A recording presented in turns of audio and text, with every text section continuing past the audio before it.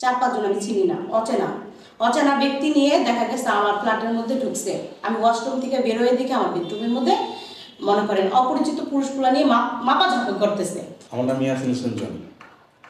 আমরা দেখলাম যে আমাদের একটা প্রতিবেদন ছিল শেখ জাবেদের, সে প্রতিবেদনে আপনারা প্রচুর কমেন্টস করেছেন, আপনি এবং আপনার ওয়াইফ। আপনার সাথে শেখ জাবেদের সম্পর্কটা কি এবং তার সাথে আপনার সমস্যাটা কি?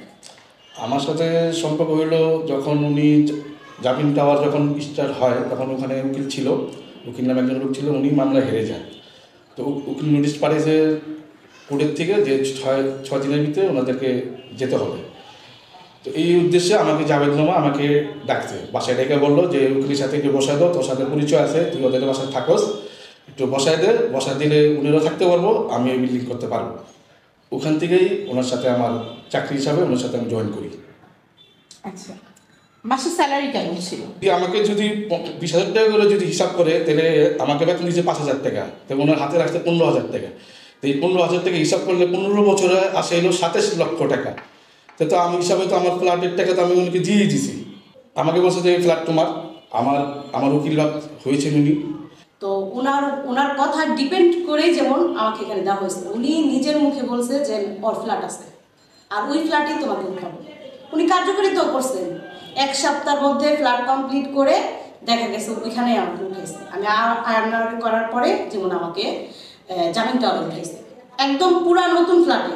যদি আপনাকে ফ্ল্যাট দেয়, ওই লোকটা তো ফ্ল্যাটটা আপনাকে ফ্রি দিবে না, আপনার কাছ থেকে আপনার প্রাপ্য বেতন থেকে কেটে কেটে আপনাকে অ্যাকসেপ্ট করে দিয়েছে। তো এখন কি সমস্যা হয়েছে? আপনার কি ফ্ল্যাটে নাই? না, আমাদেরকে 10 মানে রোজার থেকে নিয়ে 10 জুন পর্যন্ত আমাকে অত্যাচার করছে। আমার ওয়াইফকে যে আমি যখন বাসায় থাকতাম তখন কিন্তু উনি আসতো না, ক্যামেরাতে যখন দেখতো আমি বাইরে চলে গেছি তখন উনি লোক পাঠাতো, উনি নিজে আসতো, আইসা আমার ওয়াইফকে হুমকি দামকি দিত। উনি 3 মাস যাবৎ, আমি জানি না, আমাদের সাথে সম্পর্ক 11 বছর, ঠিক আছে? আমি ওনাকে বাবা বলে ডাকি, ওনার স্ত্রীকে আমি মা বলে ডাকি, ঠিক আছে? ওনাদের কোনো প্রোগ্রাম হলে আমি যেতাম, আমাকে দাওয়াত দেওয়া হতো সম্মানের সাথে। তো আমি যখন যাইতাম উনি আমাকে মেয়ের মতো ভালোবাসতেন, ঠিক আছে? তো আমার কথা হলো কি হয়েছে, কোনো কারণ নাই, ভিত্তিহীন। 3 মাসে আমি তার অন্যরকম রূপ দেখছি, মানে আমাকে দেখাইছে, আমাকে হুমকি দিত, ফ্ল্যাট ছাড়তে হইব, এই ফ্ল্যাট জনির না, ঠিক আছে? তোমরা ভাড়া থাকো, ভাড়া দাও না, ঠিক আছে? তা আমার কথা হলো 11 বছর ধরে থাকতেছি, যদি ভাড়া নিতেন তাহলে তো শুরু থেকেই নিতেন। 11 বছর পরে কেন এই কথায় আসতেছে? আপনাদেরকে লিখিত কেন করা হয়নি? লিখিত করা হয় নাই, উনি বলছেন বাড়ির ঝামেলা ছিল, কাগজপত্রের ঝামেলা ছিল। জামিনটার এখনো তো একটা রায় হয়েছে, সে রায় কিন্তু উনি হেরে গেছেন। এখন তিনি যতটা আছেন দখল করে আছেন। এবং এই জামিনটার তার নিজস্ব কোনো কাগজপত্র আছে কিনা? তার কোনো নিজস্ব কোনো কাগজপত্র নেই, পানির বিল কোনো নাম নেই, ইলেকট্রিকের কোনো নাম নেই, গ্যাসের কোনো নাম নেই। যত বিল আছে তার নামে কোনো বিল আসে না। তাহলে কোন নামে আসে? আসে হলো সোনু মিয়ার নামে। সোনু মিয়াকে? এই সোনু মিয়াকে আজ পর্যন্ত আমি নিজেও দেখিনি। উনি স্টাফ প্রতি 3 মাসে 300 বার পাঠাইছে। মানুষ রাতে আতঙ্কে থাকে আর আমি দিনে আতঙ্কে থাকতাম, আমার 3টা বাচ্চা নিয়ে। আমারে মনে করেন ওর বাবার কথা বলছে যে জনি যদি না বের হয় এই তারিখে, তাহলে আমি ওর পিস্তল দিয়ে ধরাই দিব। স্টেপ দ্বিতীয় স্টেপ, আমার সন্তানদের ক্ষতি করবে। আর বলছে যে এটা যদি না করে তাহলে জনির অনেক ক্ষতি হবে, এটা বলতো। উনি 2 বার গিয়ে এই কথাগুলো উনি নিজের মুখে বলছেন। আর স্টাফ আর হইলো ওই যে পিএ মেয়েটা, উনিও বারবার যেতেন।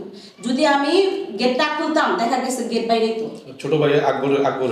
আর ওনার এক ভাই আছে, যেমন ওপেন 2 ভাই হয়েছে। একদিন আমি ওয়াশরুমে ছিলাম 2:30টার দিকে সম্ভবত, হ্যাঁ, আমার একটা বাচ্চা 8 বছরের, একটা হলো গিয়া 4 বছরের, আর একটা হলো 6 মাস, মানে 6 প্লাস।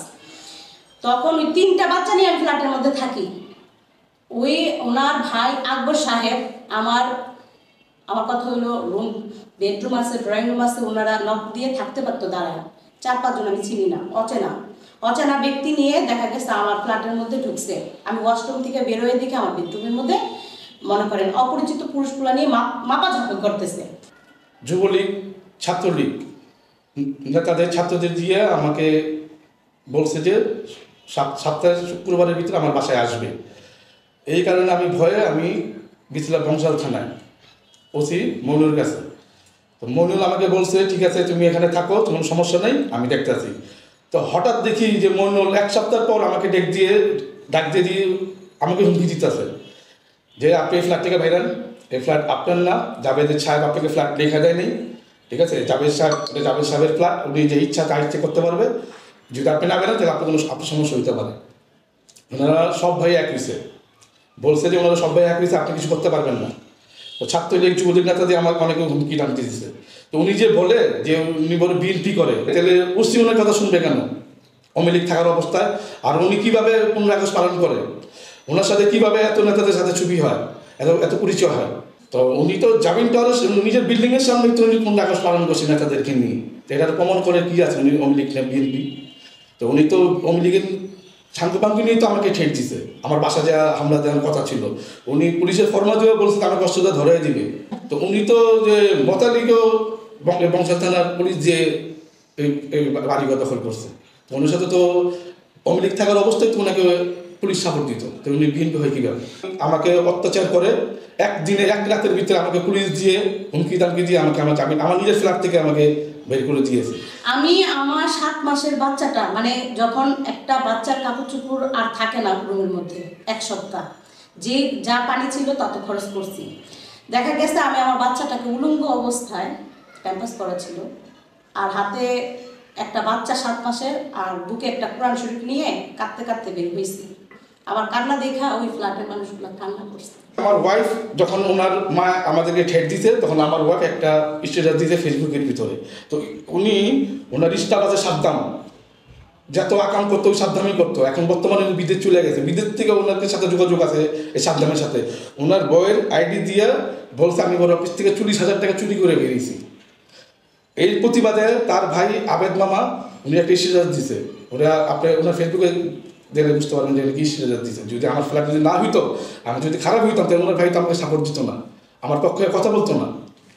তো ওনার ফ্যামিলিরা সবাই জানে আমার কথা থেকে আমার ফ্ল্যাটে বাই করে দিচ্ছে। তো এখন ওনার কাছে তো আমার 27 লক্ষ টাকা আছে। কিভাবে 27 লক্ষ টাকা? এই যে আমার বেতন যদি 20,000 টাকা ধরে, তার মতো বেতন দিচ্ছে মাত্র 5,000 টাকা। 15 বছর ধরে 5,000 টাকা করে বেতন দিচ্ছে আমাকে। 1 বছর পর আমার 28,000 টাকা পাইব। তার হিসাব করে দেখি আমি যে 15 বছরে 15,000 টাকা করে যদি হয়, তাহলে 27 লক্ষ টাকা আমার কাছে আছে আমার। তো যদি আমার ফ্ল্যাটও দেয় নেই, আর আমার বেতনের থেকে কোনো টাকাও দেয় নেই। তা 15 বছর একজনের লোকে কি 15 বছর 5,000 টাকা বেতন কি দেয়? ওনারা যে হুমকি ধামকি দিতেছে, ঠিক আছে, তা এইটা তো করা দরকার। আমি আমার দুইটা বাচ্চা নিয়ে স্কুলে যাওয়া আসা করি। তখন দিচ্ছে হলো জাভেদ সাহেব নিজে, এখন দিচ্ছে তার মা। মানে তারপরে দেখা গেছে যে এরপরে আর কার মুখ খুলে বলা তো যায় না। আমি তো বাচ্চা কাচ্চা নিয়ে বের হই, আমাদের রিস্ক কে নিবে? আইনের কাছে গেছি, আমরা তো আইনের কাছে কোনো সাহায্য পাইনি। আপনারা আসছেন আমি জানি না, আজকে আসলে হয়তো কালকে আরেকটা হুমকি আসবে, তখন আমাদের কি হবে? এখন আমি চাচ্ছি যে আমার নিজের হক, আমার সন্তানের হকের জন্য আমি মানববন্ধন করতে পারি, তারপরে সাংবাদিক সম্মেলন করতে পারি। যা যা দরকার আমার হক আদায়ের জন্য আমি সেটাই করব। শুধু আমি না, জামিন টাওয়ারের ভিতরে অনেক ফ্যামিলি আছে অত্যাচার ভুক্তি, যারা ভয়ে মুখ খুলতে পারতেছে না।